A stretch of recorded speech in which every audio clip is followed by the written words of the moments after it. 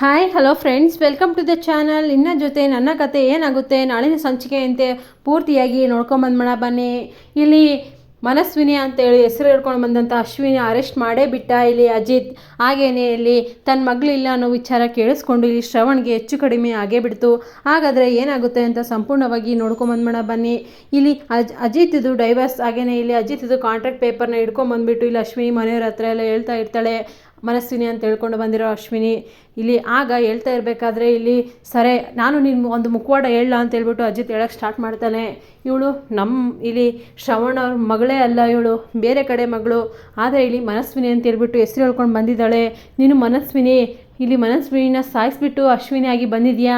ಇಲ್ಲ ಮನಸ್ವಿನಿ ಯಾರು ಎಲ್ಲಿದ್ದಾಳೆ ಅಂತ ಗೊತ್ತಾ ನಿನಗೆ ಅಂತ ಹೇಳ್ಬಿಟ್ಟು ಇಲ್ಲಿ ಅಜಿತ್ ಕೇಳ್ತಾ ಇರ್ತಾನೆ. ಆಗ ಇಲ್ಲಿ ಅಶ್ವಿನಿ ಅಂತ ಮನಸ್ವಿನಿ ಹೇಳ್ತಾಳೆ, ಏನಿಲ್ಲ, ನಾನು ಏನು ಕೂಡ ಗೊತ್ತಿಲ್ಲ ನನಗೆ, ಯಾರು ಕೂಡ ಗೊತ್ತಿಲ್ಲ ನನಗೆ. ನಾನು ಈಗ ನಿಮ್ಮದು ಪೇಪರ್ನ ರಿವೀಲ್ ಮಾಡ್ತಾಯಿದ್ದೀನಿ, ಕಾಂಟ್ಯಾಕ್ಟ್ ಪೇಪರ್ನ ಅಂತ ಹೇಳ್ಬಿಟ್ಟು ನೀನು ಇದೆಲ್ಲ ಸುಳ್ಳು ಹೇಳ್ತಾ ಇದೀಯಾ? ಅಪ್ಪ ಸುಳ್ಳು ಹೇಳ್ತಾ ಇದ್ದಾನಪ್ಪ ಇವನು ಮಾತು ನಂಬೇಡಪ್ಪ ಅಂತ ಹೇಳ್ಬಿಟ್ಟು ಇಲ್ಲಿ ಮನಸ್ವಿನಿ ಹೇಳ್ತಾ ಇರ್ತಾಳೆ.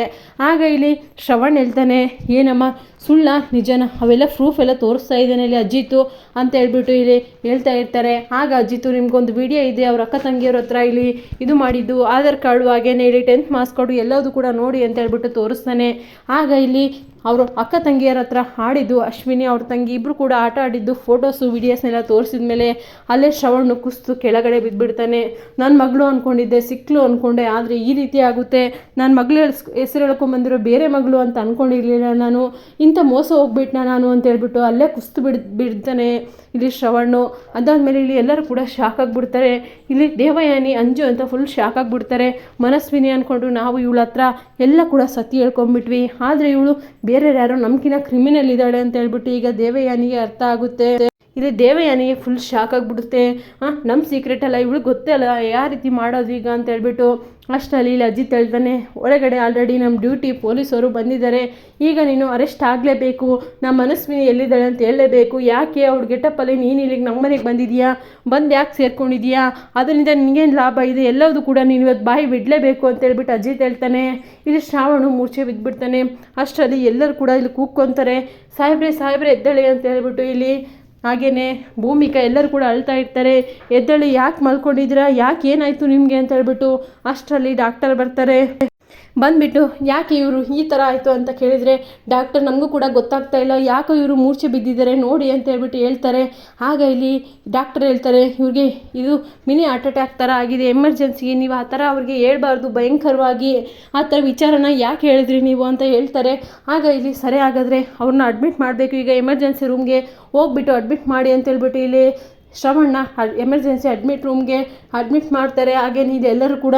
ಆಗ ಇಲ್ಲಿ ಅಜಿತ್ತು ಮನಸ್ವಿನಿನ, ಬಾ ನೀನು ಫಸ್ಟು ಅಶ್ವಿನಿ ಬಾ, ನೀನು ಜೈಲಿಗೆ ಕರ್ಕೊಂಡು ಹೋಗಬೇಕು, ನಿನ್ನ ಈಗ ಕಂಬಿ ಎಣಿಸ್ಬಂತಿ, ಮುದ್ದೆಗೋಲು ತಿನ್ಬಂತಿ ಅಂತ ಹೇಳ್ಬಿಟ್ಟು ಅಜಿತ್ ಕರ್ಕೊಂಡು ಹೋಗ್ತಾ ಇರ್ತಾನೆ.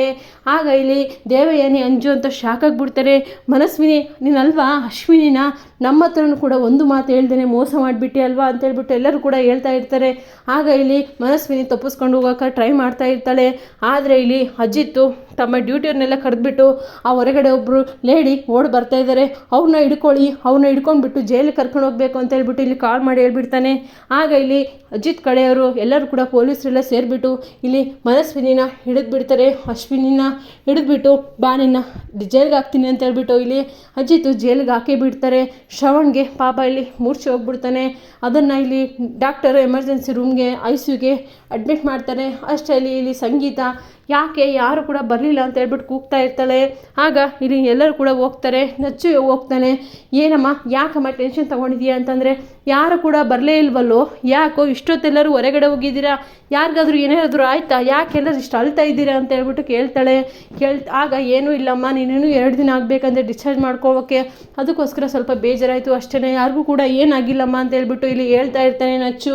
ಆಗ ಸಂಗೀತ ಹೇಳ್ತಾಳೆ, ಯಾಕೋ ಎಲ್ಲರೂ ಯಾಕೆ ಈ ಥರ ಮಕ್ಕ ಬಾಡೋಗಿದ್ದಾವೆ ಅಂತ ಹೇಳ್ಬಿಟ್ಟು ಕೇಳಿದ್ರೆ, ಆಗ ದೇವಯಾನಿ ಏನಿಲ್ಲಕ್ಕ ನೀನು ಚೆನ್ನಾಗಾಗು ಫಸ್ಟು ಅಂತ ಹೇಳ್ಬಿಟ್ಟು ಹೇಳ್ತಾಳೆ. ಪಾಪ ಇಲ್ಲಿ ಭೂಮಿಕಾ ಎಲ್ಲರೂ ಕೂಡ ಹೊರಗಡೆ ಅಳ್ತಾ ಇರ್ತಾರೆ. ಏನಾಗ್ಬಿಡ್ತು ಇಲ್ಲಿ ಶ್ರಾವಣ್ ಅಂಕಲ್ಗೆ ಏನಾಗ್ಬಿಡ್ತು ಅಂತ ಹೇಳ್ಬಿಟ್ಟು ಎಲ್ಲರೂ ಕೂಡ ಅಳ್ತಾ ಇರ್ತಾರೆ.